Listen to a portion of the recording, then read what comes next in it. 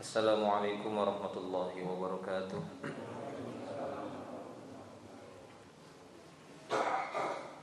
Innal hamdalillah nahmaduhu wa nasta'inuhu wa nastaghfiruh wa na'udzu billahi min shururi anfusina wa min sayyiati a'malina. Man yahdihillahu fala mudilla lahu wa man yudlil fala hadiyalah. Asyhadu an la ilaha illallah wahdahu la syarika lahu wa asyhadu anna Muhammadan abduhu wa rasuluh. Shalawatullahi wa salamuhu ala nabiyyina Muhammadin sallallahu alaihi wasallam wa ala ahli baitihi wa azwajihi wa ashabihi wa man tabi'ahum bi ihsanin ila yaumiddin.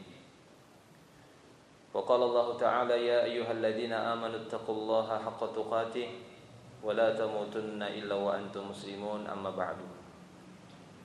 Fa ya ibadallah, ma'asyiral muslimin, ikhwani fid din, rahimani wa rahimakumullah jami'an. Alhamdulillah, kita bersyukur kepada Allah Subhanahu wa taala atas segala karunia dan nikmat Allah Subhanahu wa taala yang masih dijaga dan dipelihara oleh Allah Subhanahu wa taala untuk kita semua.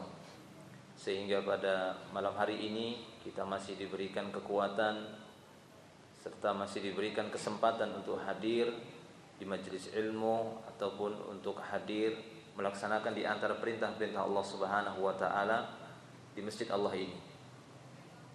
Para jemaah kaum muslimin yang dimuliakan Allah Subhanahu wa taala, kita akan melanjutkan pembahasan dari kitab Fadlul Islam yang kita sampaikan pada setiap awal bulan. Kita akan membahas ataupun melanjutkan dari pembahasan yang ada di dalam kitab Fadlul Islam tentang keutamaan dan kemuliaan Islam.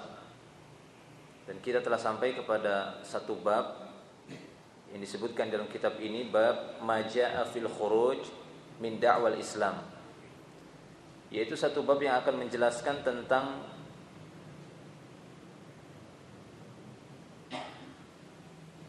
orang-orang ataupun hal-hal yang menyebabkan keluarnya dari seruan Islam.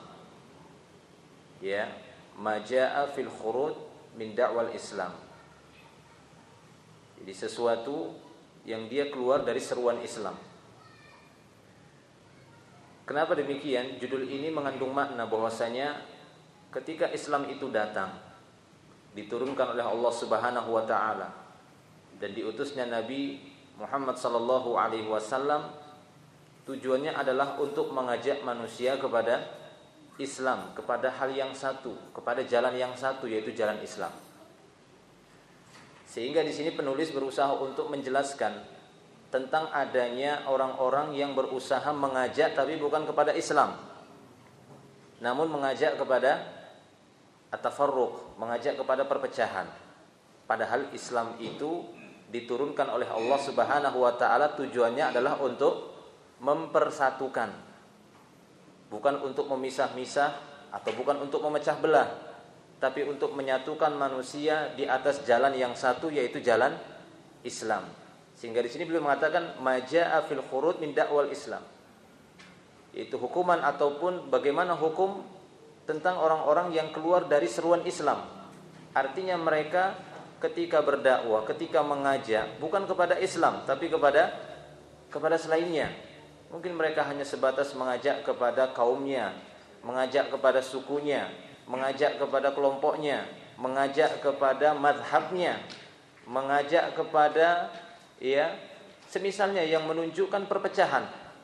Akan tetapi kewajiban bagi setiap Islam, setiap kaum muslimin, mereka diperintahkan untuk mengajak ke jalan Islam, mengajak ke jalan Allah Subhanahu wa taala dengan benar, yaitu sesuai dengan apa yang dibawa oleh Rasulullah sallallahu alaihi wasallam di atas manhaj Al-Qur'an dan sunnah Nabi sallallahu alaihi wasallam. Itulah dia makna Islam.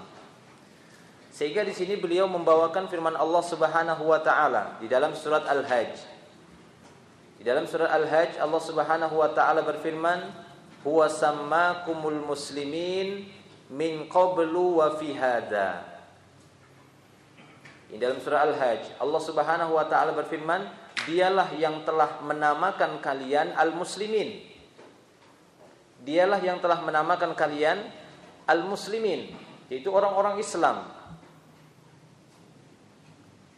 Artinya Allah Subhanahu wa taala telah menjadikan kalian menjadi orang-orang Islam dan diperintahkan kalian untuk mengajak kepada Islam, mengajak kepada agama Allah Subhanahu wa taala, bukan mengajak kepada perpecahan. Huwa sammakumul muslimin min qabl. Dialah yang telah menamakan kalian muslimin dari dulu, dari semenjak agama-agama terdahulu. Ya, dari masa Ibrahim dan seterusnya, Ismail dan seterusnya, Allah Subhanahu wa taala menamakan mereka itu muslimin. Ya, dari sebelumnya telah dinamakan oleh Allah Subhanahu wa taala kalian itu muslimin, wa fi hadza, demikian juga pada syariat ini, yaitu pada umat Nabi Muhammad sallallahu alaihi wasallam. Walaupun bunyi ayat sebelumnya Allah Subhanahu wa taala memerintahkan agar Nabi Muhammad sallallahu alaihi wasallam beserta kaum muslimin ya berjihad dengan sebenar-benar jihad kepada Allah Subhanahu wa taala, berjihad memperjuangkan agama Allah Subhanahu wa taala. Allah Subhanahu wa taala berfirman, "Wajahidu fillahi haqqa jihadih, huwa ijtabakum." Dan hendaklah kalian berjihadlah kalian di jalan Allah dengan sebenar-benarnya perjuangan, sebenar-benarnya berjihad. Huwa ijtabakum, Dia telah memilih kalian. Dia telah memilih kalian. Wa ma ja'ala 'alaikum wa ma ja'alallahu 'alaikum fid dini min haraj. Dan Allah Subhanahu wa taala tidak menjadikan untuk kalian dalam agama ini sesuatu yang sulit. Artinya apa? Telah dimudahkan, banyak hal yang telah dimudahkan oleh Allah Subhanahu wa taala. Kemudian Allah Subhanahu wa taala menyebutkan huwa sammakumul muslimin min qablu wa fi hadza. Dialah yang telah menamakan kalian al-muslimin ya min qabl, dari dulu. Ya, sebelumnya, wa fi hadza, demikian juga pada saat ini. Nah, jadi ayat ini menunjukkan agar kaum muslimin itu bersatu di atas agama Allah Subhanahu wa taala yang telah Allah turunkan, dan melarang keras agar mereka jangan berpecah belah. Sehingga di dalam beberapa ayat seperti firman Allah Subhanahu wa taala dalam ayat yang lain, ya, seperti firman Allah Subhanahu wa taala di dalam surat Al-An'am ayat yang ke-159, di sana Allah Subhanahu wa taala berfirman, ya, alladzina farraqu dinahum wa kanu syi'an lasta minhum fi syai'. Ya, alladzina farraqu dinahum wa kanu syi'an lasta minhum fi syai'. Kata Allah Subhanahu wa taala, orang-orang yang telah memecah belah agama. Wa kanu syi'an, kemudian mereka berkelompok-kelompok, lasta minhum fi syai'. Kamu bukanlah termasuk mereka, sedikit pun kamu ya Muhammad bukan termasuk golongan mereka. Nah, lihat. Berarti apa? Perpecahan artinya ini bisa menyebabkan ya menyimpang dari Islam. Karena Islam itu didatangkan bukan untuk perpecahan. Sehingga Allah Subhanahu wa taala menyebutkan orang-orang yang suka memecah belah agama, yang dahulunya agama itu adalah dinul wahid, agama yang satu, Rabbnya satu, ya, penciptanya satu, Allah Subhanahu wa taala, kemudian mereka pecah belah dan mereka syi'an, yaitu berkelompok-kelompok, lasta minhum fi syai'in. Kamu ya Muhammad bukan termasuk golongan mereka. Ya, sehingga apabila di sana ada orang-orang yang mengajak manusia kepada perpecahan, maka sungguh bisa diketahui itu bukanlah bagian dari Islam, walaupun mereka menyatakan itu adalah Islam. Karena Islam tidak mengajak kepada perpecahan. Islam mengajak kepada persatuan di atas agama Allah Subhanahu wa taala. Bukan menyimpang dari agama Allah Subhanahu wa taala. Sehingga Nabi sallallahu alaihi wasallam sendiri dibersihkan oleh Allah Subhanahu wa taala. Lasta minhum, kamu bukan termasuk mereka, kata Allah Subhanahu wa taala. Yaitu orang-orang yang telah memecah belah agama. Agama yang satu kemudian dipecah belah. Ada agama versi ini, versi A, versi B, versi C, versi D, dan seterusnya. Ya, Islam itu Islam yang dibawa oleh Rasulullah sallallahu alaihi wasallam, itulah Islam dari dulu dan nanti sampai akhir zaman.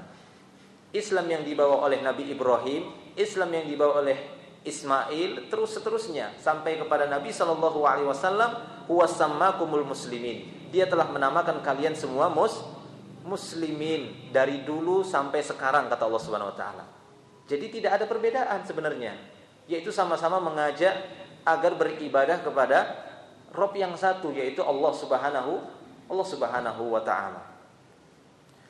Nah, setelah itu beliau membawakan satu riwayat hadis, yaitu riwayat hadis dari Al-Harits, ya, Anil Harits Al-Asy'ari radhiyallahu anhu anin Nabi sallallahu alaihi wasallam annahu qala. Ya, dari Al-Harits Al-Asy'ari radhiyallahu anhu dari Nabi sallallahu alaihi wasallam bahwasanya beliau bersabda, "Amurukum bi khamsillah, amaroni bihinna." Aku memerintahkan kalian dengan khamsillah, yaitu dengan 5 perintah Allah. Ya, aku memerintahkan kalian dengan 5 perkara. Amaroni bihinna. Allah Subhanahu wa taala yang telah memerintahkan aku terhadap 5 perkara itu. Nah, dari kalimat ini juga bisa kita dapati bahwasanya apa yang diperintahkan oleh Nabi Shallallahu alaihi wasallam itu juga merupakan perintah dari Allah Subhanahu wa taala yang dikenal dengan sunnah. Mungkin sebagian orang ada yang merasa mungkin perkara sunnah itu hanyalah sebatas perkara pilihan saja. Diambil boleh, ditinggalkan enggak apa-apa. Sehingga terkadang kita dapati ada orang-orang yang mengatakan itu di sana ada pengajian. Ya, pengajian itu sedikit-sedikit sunnah, sedikit-sedikit sunnah. Kapan sih wajibnya kok sunnah terus? Kan begitu ya. Kok sunnah terus? Kenapa? Karena yang dipahami sunnah itu hanya secara makna fikih saja. Diambil berpahala, ditinggalkan enggak apa-apa. Padahal makna sunnah jika dia ditinjau dari sisi manhaj, yaitu serupa dengan Al-Quran. Apakah Al-Quran itu kemudian kita katakan siapa yang mau mengambil Al-Quran sebagai kitabnya silahkan, siapa yang enggak mau ya enggak apa-apa. Kan tidak seperti itu. Bagi seorang yang telah memeluk agama Islam, wajib dia untuk menjadikan Al-Quran sebagai kitabnya. Ya, keimanannya kepada ayat-ayat Allah Subhanahu wa taala, kepada Al-Qur'an. Demikian juga kepada sunnah. Maka barang siapa yang menyatakan iman kepada Al-Qur'an berarti dia beriman kepada sunnah. Kenapa? Karena Allah Subhanahu wa taala sering menggandengkan Al-Qur'an dengan sunnah di dalam Al-Qur'an. Seperti firman Allah Subhanahu wa taala, "Wa anzalallahu 'alaikal kitaba wal hikmah wa 'allamakum ma lam ta'lam." Ya, dialah Allah Subhanahu wa taala yang telah menurunkan kepadamu ya Muhammad Al-Qur'an dan hikmah, dan yang telah mengajarkan kamu sesuatu yang dahulu tidak kamu ketahui. Wa kana fadlullahi 'aziman, dan karunia Allah Subhanahu wa taala kepadamu sangatlah besar. Jadi seringkali kita dapati di dalam Al-Qur'an Allah Subhanahu wa taala menggandengkan antara Alkitab dan hikmah, dan para ulama tafsir menyebutkan al-hikmah ini maknanya adalah sunnah Nabi sallallahu alaihi wasallam. Dan di dalam beberapa hadis Nabi sallallahu alaihi wasallam juga sering kita dapati beliau mengatakan, "Ala inni utitul Qur'an wa mithlahu ma'ahu." Wa fi riwayatin, "Ala inni utitul kitab wa mithlahu ma'ahu." Ketahuilah oleh kalian, sesungguhnya aku telah diberikan Alkitab dan yang semisal dengan Alkitab. Atau dalam riwayat yang lain Rasulullah sallallahu alaihi wasallam bersabda, "Ketahuilah oleh kalian, aku telah diberikan Al-Qur'an dan yang semisal dengan Al-Qur'an." Apa yang dimaksud di sini?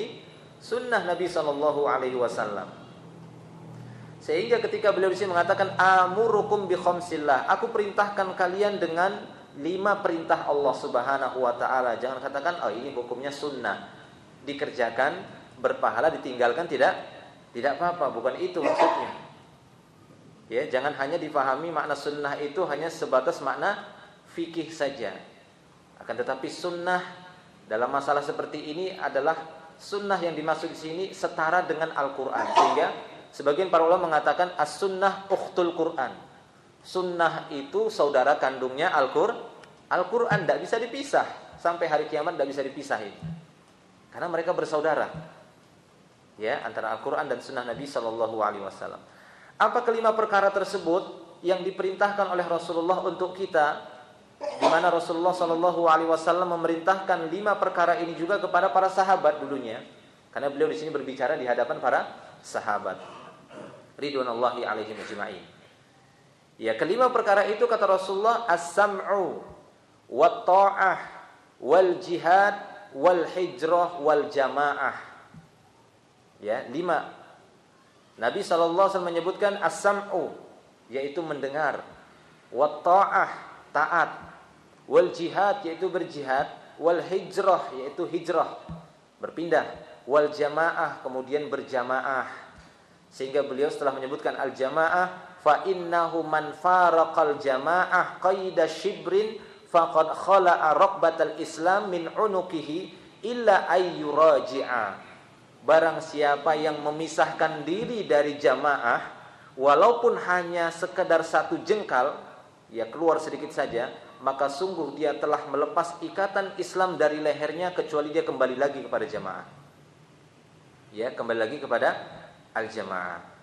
Nah, demikian. Kemudian beliau mengatakan wa man da'a bid'awal jahiliyah fa innahu min jusa jahannam. Barang siapa yang menyeru berdakwah akan tapi dengan dakwah jahiliyah. Apa itu dakwah jahiliyah? Yaitu mengajak kepada perpecahan. Sini kepada kami saja, tidak usah kepada mereka. Ya kan begitu ya. Sini kepada kami saja, tidak usah kepada mereka. Akan tetapi ajaklah sini kita kembali kepada agama Allah Subhanahu wa taala, bukan kepada kelompok. Tapi kita ajak manusia ke jalan Allah Subhanahu wa taala, kita kenalkan mereka, kita ajarkan mereka, ayo kemari, kemana? Ya, ke jalan Allah Subhanahu wa taala, kepada Islam, kepada Al-Qur'an, kepada sunnah Nabi sallallahu alaihi wasallam. Bukan kepada diri kita. Ayo sini ngikut saya. Sehingga dia bangga dengan banyaknya pengikutnya. Padahal Nabi pernah menceritakan bagaimana dakwah para nabi dahulu. Ada di antara mereka yang pengikutnya cuma 2, ada yang mungkin cuma 10, cuma 2, ada yang cuma 1, bahkan ada nabi yang tidak ada pengikutnya. Ini untuk menunjukkan bahwasanya dakwah yang diperintahkan oleh Allah Subhanahu wa taala itu bukanlah mengajak kepada diri kita. Ya, akan tetapi mengajak kepada jalan Allah Subhanahu wa taala. Adapun diri kita selain Rasulullah, selain para nabi, maka mereka hanya sebatas mengajak, namun mereka adalah manusia biasa, terkadang mereka juga benar, terkadang juga salah. Nah, apabila kita mendapati kesalahan ya pada ulama ataupun kepada para dai ataupun kepada para ulama kita, ya maka kita jangan mengikutinya, kecuali kita memang pada saat itu dalam keadaan tidak tahu. Tapi setelah kita tahu apa yang dilakukan oleh ulama tersebut, yang dilakukan oleh si dai tersebut menyelisihi syariat Allah Subhanahu wa taala, maka kita katakan kita beriman hanya kepada Allah, bukan kepada manusia. Sehingga tidak hanya semata-mata manusia yang dijadikan standar kebaikan, standar kebenaran, itu bukan manusianya. Cuma jangan kita meremehkan, ya gitu ya, bukan meremehkan para ulama, bukan meremehkan para dai, namun kita sadari mereka juga adalah manusia dan mereka juga bukan nabi, bukan juga para rasul. Kecuali mereka nabi dan rasul, jelas mereka akan diluruskan oleh Allah Subhanahu wa taala. Baik. Kemudian tadi Nabi mengatakan wa man da'a bid'awal jahiliyah, barang siapa yang mengajak kepada seruan jahiliyah, fa innahu min jusa jahannam, sesungguhnya dia termaksud jusa jahannam. Jusa itu ya ini gitu terbalik begini ya. Terlungkup kan gitu ya, tersungkur di dalam neraka Jahannam. Ini akibatnya bagi orang-orang yang mengajak kepada perpecahan. Nah, sehingga ketika Rasulullah mengatakan demikian, barang siapa yang mengajak kepada jahiliyah, maka sungguh dia akan tersungkur di neraka Jahannam. Faqala rajulun, seorang laki-laki pun berkata, "Ya Rasulullah, wa in shalla wa shoma," sekalipun dia mengerjakan salat dan puasa ya Rasulullah, tapi dia mengajak kepada jahiliyah, seruan jahiliyah, mengajak kepada perpecahan. Apakah dia tetap masuk atau tersungkur ke dalam neraka Jahannam sekalipun dia salat dan berpuasa? Maka beliau menjawab apa? Beliau mengatakan qala wa in shalla wa shoma, sekalipun dia ngerjakan salat, sekalipun dia puasa, fad'u bid'awallah, hendaklah mengajak manusia, mendakwahi manusia ke jalan Allah. Ini kata Rasulullah.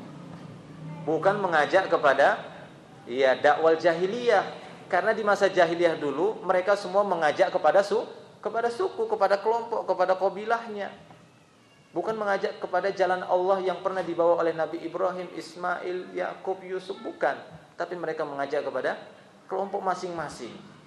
Nah, lihat bagaimana Rasulullah menjawabnya ketika ditanya, "Ya Rasulullah, walaupun dia sholat dan puasa," wa in shalla wa shoma, kata Rasulullah, sekalipun dia sholat dan puasa tetap dia tersungkur di dalam neraka Jahannam ketika dakwahnya itu mengajak kepada perpecahan. Makanya Rasulullah langsung mengatakan, fada'u bid'awallah, hendaklah kalian berdakwah, mengajak manusia ke jalan ke jalan Allah, alladzi sammakumul muslimin wal mu'minin ibadallah, yang mana Allah telah menamakan kalian kaum muslimin, Allah menamakan kalian kaum mukminin ibadallah, kalian ini hamba-hambanya Allah Subhanahu wa taala. Ya kalau memang seperti ini sebenarnya beres saja kan begitu ya. Tenang, kita sudah beres, selesai. Ya cuma demikianlah ujian-ujian yang Allah taala berikan kepada umat ini. Itu belum lagi kepada syaitan. Memang syaitan itu suka memecah belah. Ya, syaitan itu berusaha bagaimana manusia itu jangan sampai bersatu. Sehingga mereka berusaha untuk menghembuskan di dalam pikiran ataupun di dalam dada manusia agar mereka membenci, saling membelakangi, merasa bangga diri dan semisalnya. Akhirnya terjadilah ya seperti yang terjadi di masa ya orang-orang jahiliyah, yang mereka itu mengajak bukan kepada agama Allah tapi mengajak kepada seruan jahiliyah, mengajak kepada perpecahan. Nauzubillah min dzalik. Baik, ikhwani fiddin rahimani wa rahimakumullah wa iyyakum jami'an. Sedikit kita jelaskan tadi beberapa kalimat dari perintah Rasulullah kepada para sahabat. Rasulullah mengatakan tadi di awal, amurukum bi khamsillah. Amaroni bihinna. Aku memerintahkan kalian. Berarti kalian di sini termasuk juga kita, bukan hanya para sahabat saja. Maksudnya kita juga di sini. Ya, aku perintahkan kalian dengan 5 perintah Allah, yang mana Allah memerintahkan aku untuk melaksanakan 5 hal tersebut. Apa itu? As-sam'u wa ta'ah. Ya, as-sam'u wa ta'ah ini biasanya 2 kalimat yang digandengkan.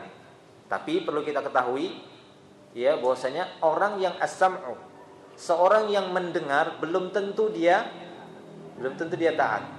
Makanya ini 2 kalimat sebenarnya kalau dipisah sih memiliki makna sendiri-sendiri, tapi sering digandengkan as-sam'u wa ta'ah. Jadi apabila seorang sudah mendengar perintah-perintah Allah Subhanahu wa taala, kewajiban dia adalah yang kedua untuk mentaati. Tidak seperti sebagian Bani Israel ketika diperintahkan untuk mendengar dan taat, tapi apa jawaban mereka? Sami'na wa asaina, kata mereka. Kami dengar tapi kami durhakai. Jadi boleh jadi ya ada orang yang mendengar tapi dia tidak mentaati. Sehingga 2 hal ini sering digandengkan, as-sam'u wa ta'ah. Ketika sudah mendengar, maka wajib bagi dia untuk mentaati semaksimal kemampuannya. Ya, dia berusaha semaksimal kemampuannya untuk melaksanakan ketaatan apa yang sudah dia dengar. Kenapa demikian? Karena sesungguhnya inna sam'a, sering sekali pendengaran ini kan disinggung-singgung oleh Allah dalam Al-Qur'an. Inna sam'a wal basar wal fuad, kan gitu ya. Kullu ulaika kana anhu mas'ula. Sesungguhnya pendengaran, penglihatan dan hati, kan gitu ya. Ini semuanya akan dimintai pertanggungjawaban oleh Allah Subhanahu wa taala nanti pada hari kiamat. Nah, as-sam'u wa ta'ah. Jadi ini sering digandengkan, dengar dan taat. Namun apabila dia sudah mentaati, ya jelas ya, dia mentaati sesuatu itu karena dia memang telah mendengarnya. Ya, mentaati Allah Subhanahu wa taala. Nah, jadi 2 hal ini, as-sam'u wa ta'ah. Dan ini juga sering kita dapati dalam beberapa ayat, ya. Atiullah, gitu ya, wa atiur rasul, taat kepada Allah Subhanahu wa taala, taat kepada Rasul. Baik, itu 2 hal. As-sam'u wa ta'ah, jadi mendengar. Ya, kemudian mentaati. Namun as-sam'u wa ta'ah ini ya kepada Allah Subhanahu wa taala juga kepada para penguasa. Ya, kepada Allah Subhanahu wa taala as-sam'u wa ta'ah. Kepada Rasulullah sallallahu alaihi wasallam juga as-sam'u wa ta'ah. Yang ketiga kepada siapa? As-sam'u wa ta'ah ini kepada para penguasa. Ya, penguasa kaum muslimin. Ya ayyuhalladzina amanu atiullaha wa atiur rasul wa ulil amri minkum. Wahai orang yang beriman, taatilah Allah, taatilah Rasul dan ulil amri minkum, ya, yaitu pemegang urusan yang ada ya pada kalian. Ulil amri minkum di sini ya ulil amri fid din wa ulil amri fid dunya. Yaitu pemegang urusan dalam urusan agama dan yang memegang urusan dalam urusan dunia. Ya, dalam urusan agama mereka itu adalah para ulama.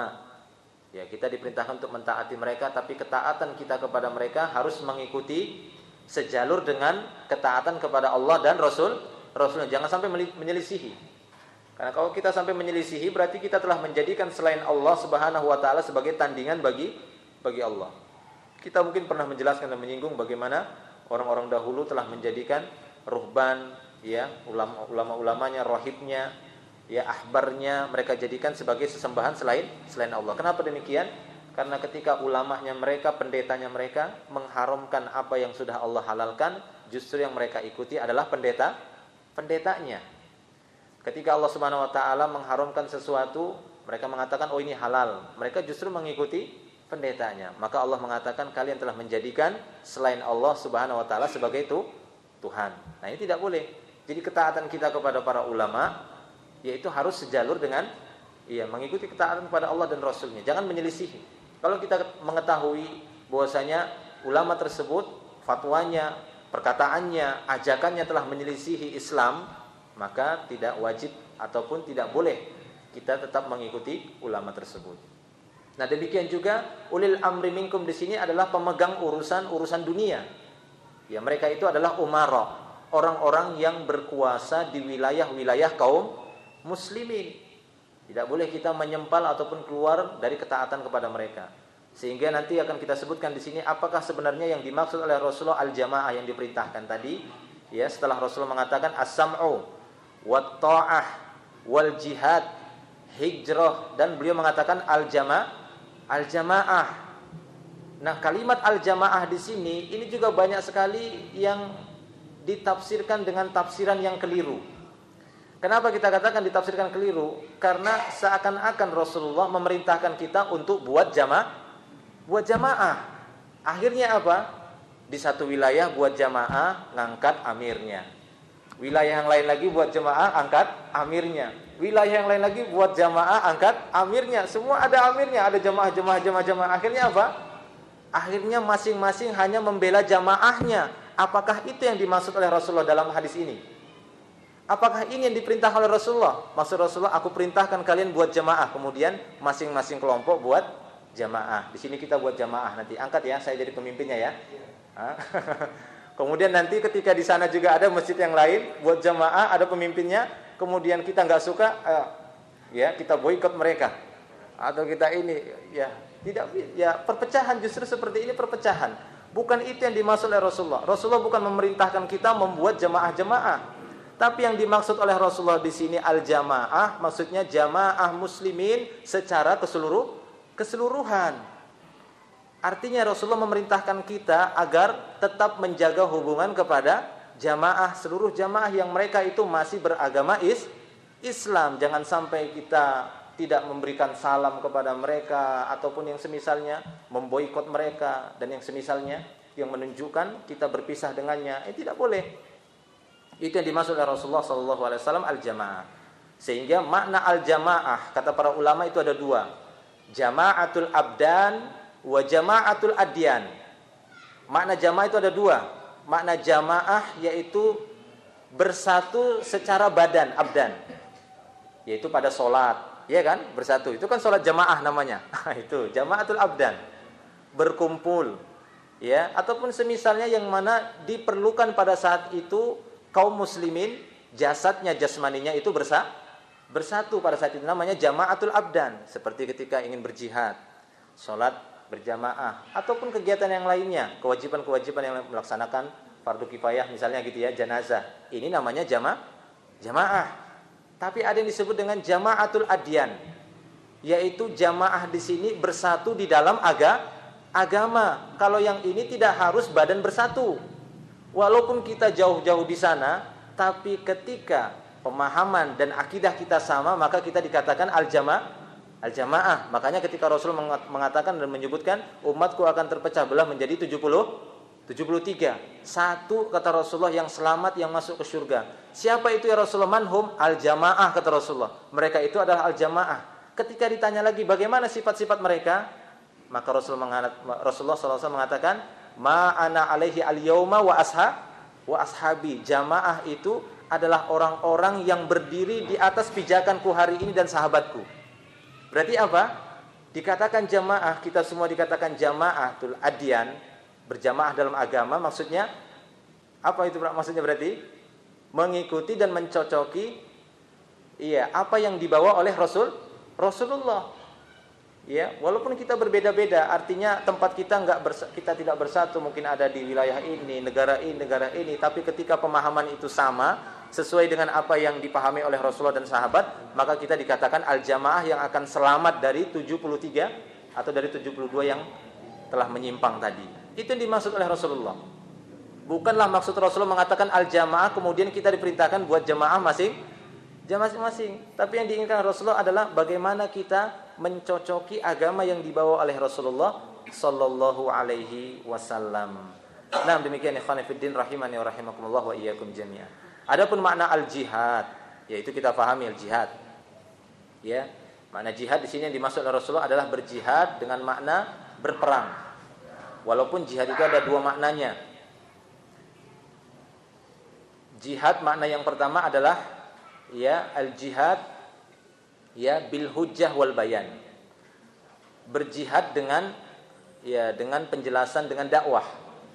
Ya, dengan penjelasan, dengan argumentasi, itu namanya jihad. Bahkan dahulu di masa Rasulullah sallallahu alaihi wasallam, jihad peperangan itu belumlah diperintahkan kepada Rasulullah sallallahu alaihi wasallam kecuali setelah beliau berdakwah selama kurang lebih 10 tahun barulah ada turun perintah jihad dengan makna perang. Makna jihad yang kedua adalah jihad, yaitu al-jihad bisilah, berjihad dengan senjata. Ya, berjihad dengan senjata.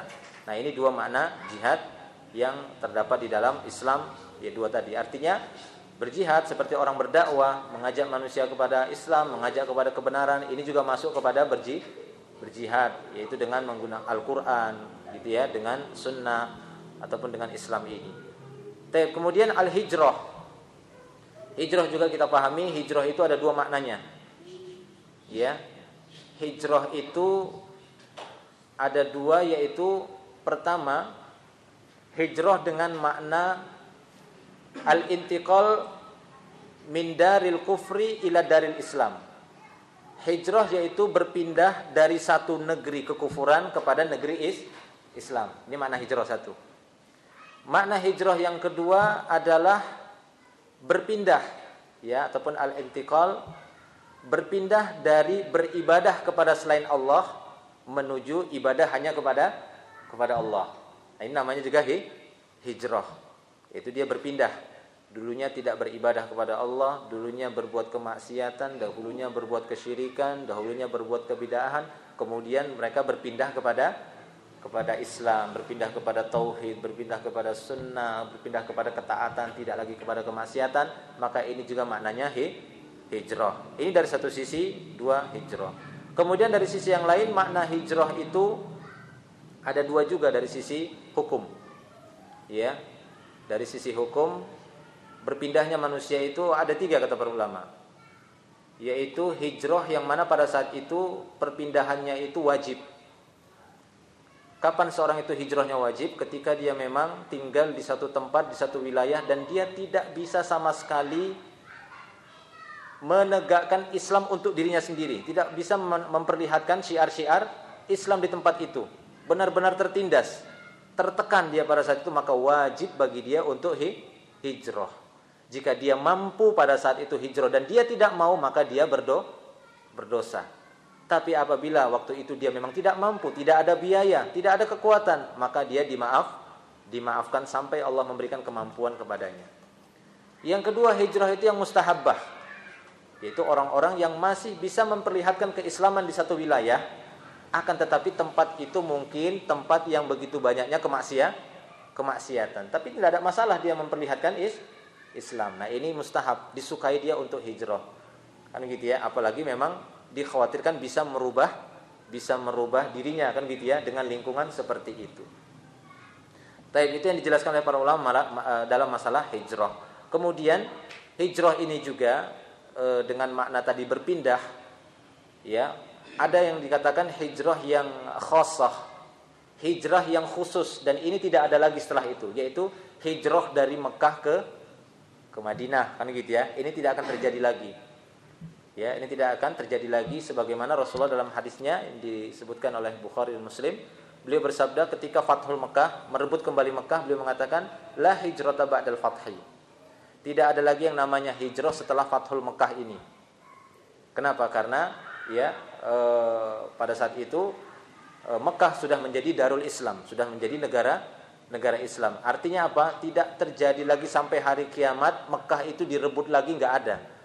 Kaum muslimin hijrah lagi berpindah, nggak mungkin. Sampai hari kiamat Allah akan menjaga Mekah dan Madinah. Ini Rasul yang bersabda. Kita lihat dan kita saksikan tidak bisa, tidak dikalahkan. Mekah itu tidak akan bisa direbut. Ya, Mekah Madinah itu tidak akan bisa direbut. Nggak ada lagi namanya hijrah. Rasul yang mengatakan demikian.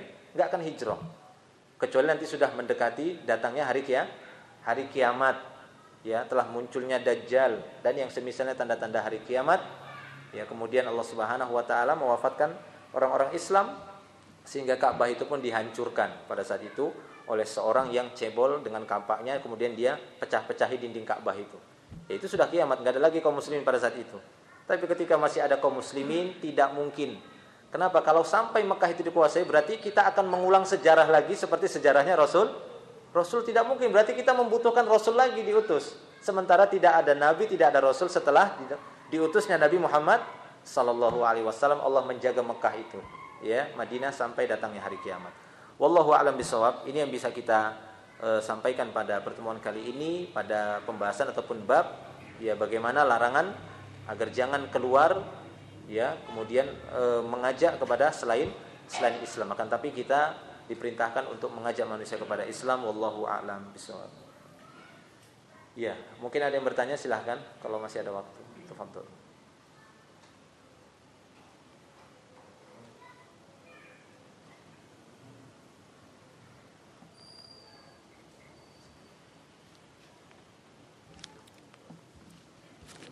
Ada yang bertanya?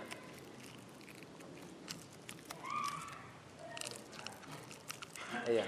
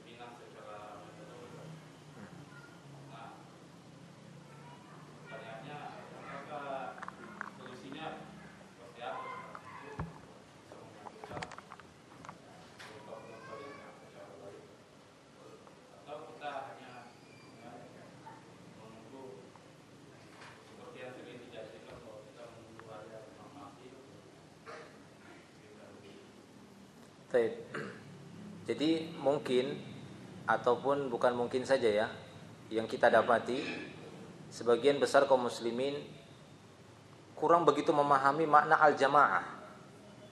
Sehingga ketika memahami al-jamaah itu yang mereka pahami kita harus berkelompok. Kan begitu, ya? Kita harus memecah diri ataupun memisah diri dari kaum muslimin yang lainnya. Kan bukan itu makna al-jamaah. Makanya dipertegas lagi oleh Abdullah bin Mas'ud. Dia mengatakan al-jamaah ma wafaqal haqqa wa in kunta wahdak.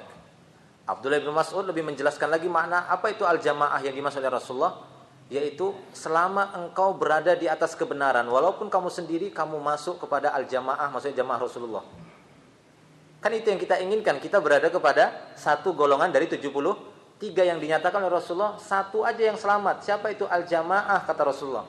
Siapa itu jamaah? Itu ma'ana alaihi al-yawma ashabi, orang-orang yang memang benar-benar mengikuti jejakku dan para sahabatku. Sehingga dipertegas lagi oleh Abdullah bin Mas'ud, selama engkau berada di atas kebenaran Rasulullah, di atas kebenaran yang dibawa oleh para sahabat, sekalipun kamu pada saat itu sendiri, orang-orang menyelisihi kan begitu ya, kan kelihatan sendiri, maka kamu pada saat itu adalah al-jamaah. Nah itu kan begitu ya. Sehingga jangan kita pahami makna al-jamaah yang dikatakan Rasulullah adalah kita harus menyempal, bukan itu.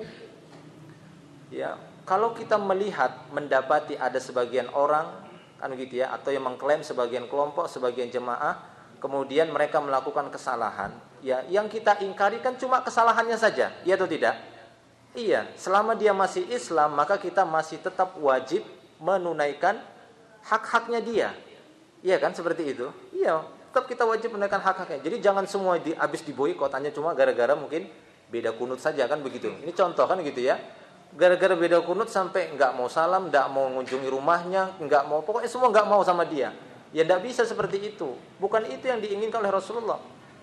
Kalaupun misalnya berbeda dalam satu masalah, kan begitu ya, dan nggak didapati satu titik temu, kita bisa mengambil titik temu yang lainnya, kan begitu. Nah, kalaupun misalnya kita mendapati ada yang bersalah, mungkin menurut kita itu adalah satu kesalahan, ya kita hanya mengambil ataupun menyikapi pada masalah itu saja, bukan semuanya kan gitu. Kecuali memang kesalahan tersebut ataupun apa yang dia lakukan itu penyimpangannya itu benar-benar telah diingatkan oleh para ulama agar benar-benar dijauhi. Seperti siapa? Seperti penyimpangan kelompok Syiah kan begitu ya. Itu jelas. Karena mereka sudah benar-benar tidak ada lagi toleransi kan begitu ya. Jadi memang tetap harus di bawah bimbingan para ulama, namun tetap juga kita menyikapinya itu penuh dengan bijaksana, penuh dengan perhitungan, penuh dengan ijtihad, tidak tergesa-gesa, terburu-buru kemudian ya sehingga kita salah mengambil sikap. Nah, intinya bahwasanya makna jamaah itu jangan langsung dipahami kita harus menyempal kan begitu ya, akan tetapi kita berusaha untuk memposisikan diri kita di atas al-haq, di atas kebenaran. Maka insyaallah ya mudah-mudahan dengan itu kita diselamatkan oleh Allah Subhanahu wa taala. Kan minimalnya kita.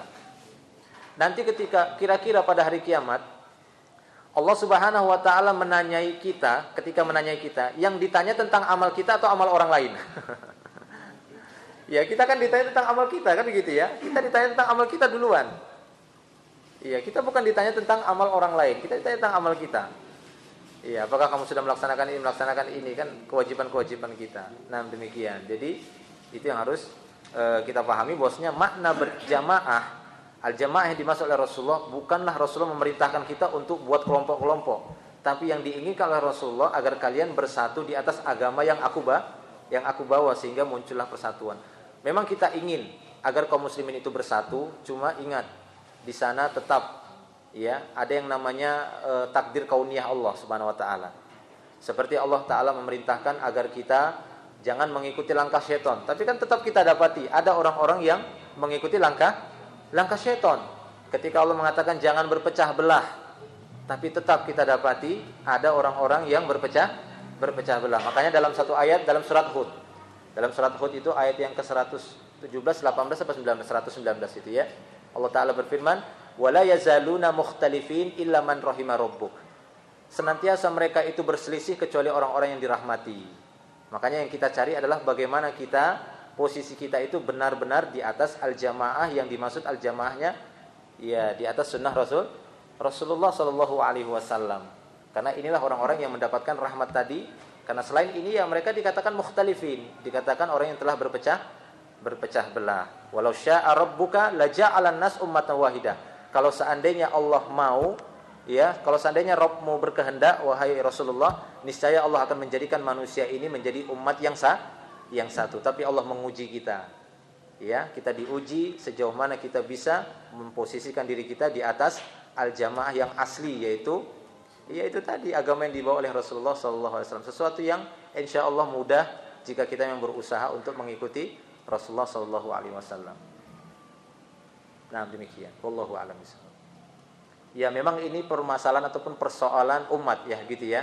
Dari dulu mungkin sampai hari ini, tapi kita berusaha, berazam, bertekad kuat. Yang kita cari itu adalah bagaimana kita mengikuti Islam ini secara benar. Ya, itu yang kita inginkan. Wallahu a'lam bishawab. Sudah masuk ya waktunya. Iya, insyaallah nanti kita lanjutkan lagi pada pertemuan yang akan datang. Semoga bermanfaat apa yang kita sampaikan dan bisa menjadi tambahan ilmu dan bisa lebih menguatkan keimanan dan keislaman kita. Akhiru da'wan alhamdulillah subhanakallahumma bihamdika asyhadu an la ilaha illa anta astaghfiruka wa atubu ilaik. Assalamualaikum warahmatullahi wabarakatuh.